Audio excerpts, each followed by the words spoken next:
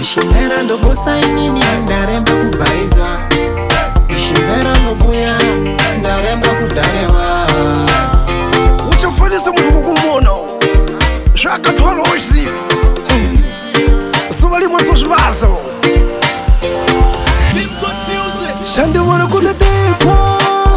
Hini nakura Shande wana kutetepa kudari Nubu mwisa kumwa Shande wana kutetepa Hini nakura Shande wana kutetepa kudari Nubu mwisa kumwa Uchani wana kudodoka Ini nakura Chandi wana kudodoka kudari Nubu mwisa kumwa Uchani wana kudodoka Ini nakura Chandi wana kudodoka kudari Nubu mwisa kumwa Dika kutatija Unotindiri kushura ingine Dika kusaurira Unotindiri kushura Dika kutatija Mamura uromutiza Mukaji unomusiya Ndoita kudini yuko wena katwara kurema. Ndoita kudini ndakatwara kurema. Ndaka nyimo mbiri ino ndakakuraini ndakadodoka mbiri ino ndakakuraini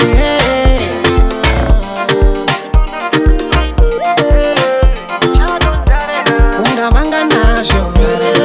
bakera ungavanga nazvo nokubakura ungavanga nazvo ini nokubeurira handidi masoko mangwana ufamba uchireva kuti ndaishura handidi masoko mangwana ufamba uchireva kuti ndakatwara kurema. Pasuvariwe unozobuda mpashandera Pasuvariwe uchazobona zvinoera Pasuvariwe uchazobuda mpashandera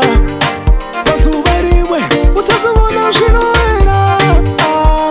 Hey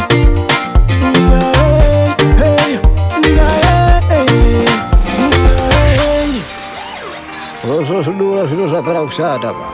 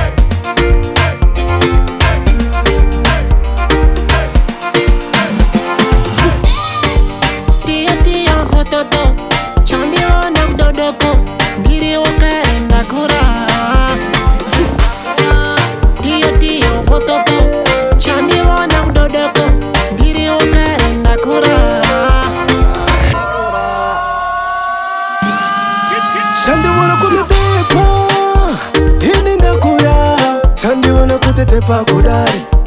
Nokumwisa kumwa Chande wana kutetepa Hini nakura Chande wana kutetepa kudari Nokumwisa kumwa Uchani wana kudodoka Ini nakura Chandi wana kudodoka kudari Nokumwisa kumwa Chandi wana kudodoka Ini nakura Chandi wana kudodoka kudari Nokumwisa kumwa Dika kutatija Unotindiri kushura ingine Dika kusaurira Unotindiri kushura Dika kutatija Mamura uromutiza Mukaji unomusiya